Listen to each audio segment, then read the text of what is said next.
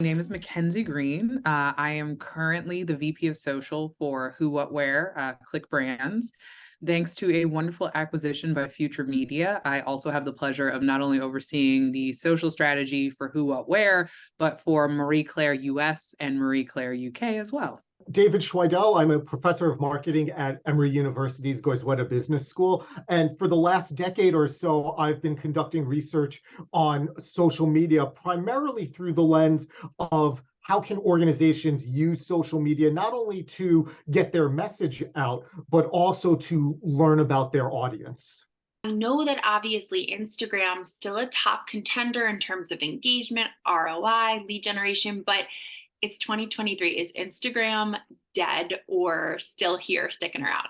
I think Instagram is definitely still here, right? But it's a very different platform than it was. I think there are a lot of incredible hacks and conversations happening around, Reels is for growth and still photography and in-feed kind of static images are for engagement. But I think Instagram still holds this relevance, right? I think as long as it is a big focus for brands, it will always be important to both the influencer creator economy as well as the brands themselves, right? And I think what Instagram has that obviously its biggest competitor probably in TikTok doesn't is they have had enough time to lower the friction between user and purchase. So, the fact that you can buy an app, the fact that you can immediately click out to a website and leave the platform, I think all of that still keeps Instagram very relevant. This is a tough one because there's been some reports that have come out that have said things along the lines of Instagram is the app that people wish they can uninstall from their device. So there's as much as we use it, as much as both consumers and brands are embracing it, there's not a lot of love for that particular platform. We're seeing a lot of that attention shift. When I talk to undergrad students, you ask them where they're spending their time, they'll tell you they're spending most of their time on TikTok.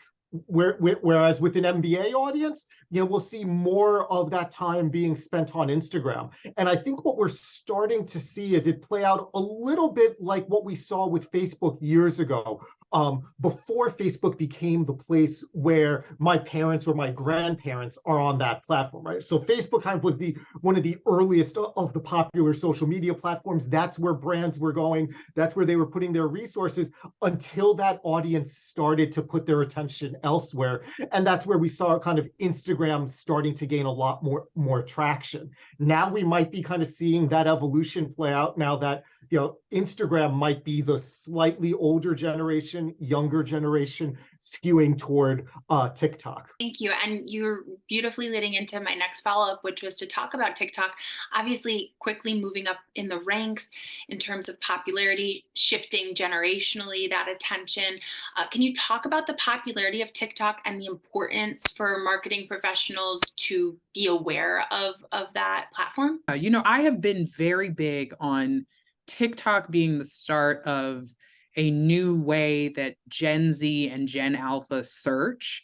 And I was very big on it being kind of a top of funnel searchable site, that visual search was going to become a thing. And so it felt very validating when Google started adding visual search elements to their kind of results that you would get. But I think TikTok is such a big beast that they don't want to even be a social network. They want to be an entertainment platform. And I think where the opportunity comes for brands is, again, that top of funnel piece. You can be a roofing contractor, halfway across the country, and you could get discovered by somebody in another planet, from them scrolling on their stuff. And I think at the same time, TikTok has also forced kind of everyone into the creator economy. You're seeing people have to stand out by storytelling and, creating short bites. I had the pleasure of actually going to a Meta event in which a psychiatrist was talking about that he was able to grow his practice and do more as a creator on TikTok and Instagram than he even has been able to do with an in-office practice. So I think what TikTok is going to do for brands is it's going to force brands to be concise and thoughtful with their language. It's going to force them to actually start telling the story of their brand, and also to have to be open to not this kind of, we all talk about it, this very specific niching down, but instead thinking about how do you make the story, the log line of your product relatable to anybody who runs across you on any given day. Goal from a marketing standpoint is we've got to go where the eyeballs are. And so if the core audience that you want to reach is on Instagram, that's where you're going.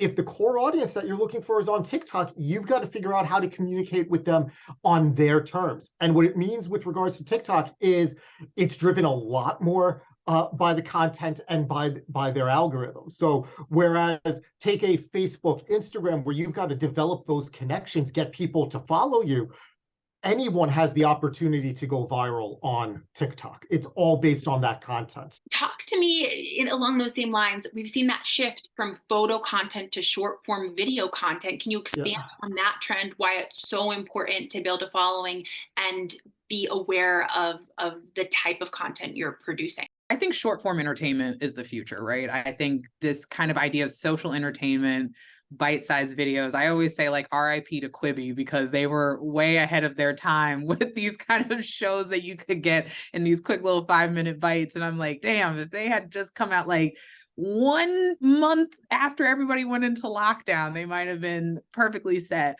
But I think it's the future. It's the wave, right? I think we, in a world where audio entertainment is so big with podcasts, it's kind of like video now is being served to you through shorts and reels and TikTok, and people want that. I don't think still photos are dead. I think much like I kind of said at the beginning, I think still photography, that kind of in-feed moment that we know Instagram for, that is where engagement happens. Like that is where people are in the comments being like, cute outfit, what's the recipe for this thing? Like, what restaurant is this? But I think that element that social entertainment provides you with are those bite-sized nuggets that you send off to your friend and you're like, remember this for when we go to brunch. Oh my God, this is such a good take. Like, oh, I got to remember all these books from this piece. I think social entertainment is not going anywhere. And I think we are all smart to kind of learn to adapt and evolve our own marketing and social strategy to take, bits and pieces from how it works. I'm going to back it up even one step further. Before photos, the dominant form of content was text, right? So we've seen this evolution that these companies are chasing of, all right, text was where we started, then photos started to get popular. That's what pulled people from Facebook to Instagram. It was a better user experience with regards to photos. Now we still have, we've had platforms like YouTube for longer form content, but what we're seeing is people don't want that longer form content. Imagine taking a television commercial designed for 30 seconds and just putting it online. It doesn't work nearly as well, in part because if you don't have that captive audience. For a television program, people who are watching that program, you've got a captive audience, they'll stick around for 30 seconds. If you're online and you don't hold people's attention, they'll go to something else. They'll scroll past it, or they'll swipe past it and move on to content that does hold their attention. A couple of years ago, there was a statistic that had come out, and this was pre-TikTok. So we're primarily talking about Facebook and Instagram, that the majority of people stopped watching an ad within 10 seconds. And so there was this narrow time slice that you had of 3 to 10 seconds was kind of your sweet spot as far as your ability to engage with someone online. And that's exactly the spot that we're seeing with these TikTok videos. It's very much kind of short attention spans. So the downside to this is if you're used to developing longer form video content to tell that story, you've got to compress that story down significantly. Let's talk about social audio. We've seen Clubhouse, we've seen Facebook launched live audio rooms in 2021. What should marketers be aware of with that medium? Is that something that's untapped? Is it oversaturated? What are your thoughts?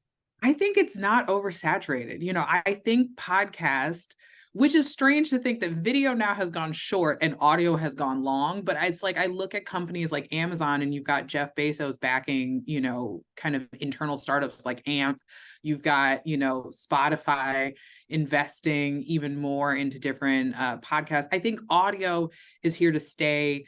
And I'm sure it's a bit of an evolution from kind of like the work from home, the hot girl walk era. I always say like these moments in the cultural zeitgeist influence business larger than we think. But people now more than ever are kind of like, I want to optimize my time. I want a temptation bundle. I want a habit stack. I will, how do I engage with people? Because I think we're also, and I think this is like the larger umbrella of the TikToks and the audio. It's like we are wanting to consume content from the people we enjoy more than ever, beyond just the movie and the TV show, or beyond the book that, maybe a great leader's written. And this is like a way to get to know these people, create personal relationships, and build a larger brand. I wouldn't ignore it completely, but I don't think it's going to engage folks the same way that we've seen video grab them. And part of this, I think between both video and audio, I'd be prepared for these new emerging AI tools that we're seeing demoed by Facebook and Runway ML, where they're now able to create so much more content than has been there before.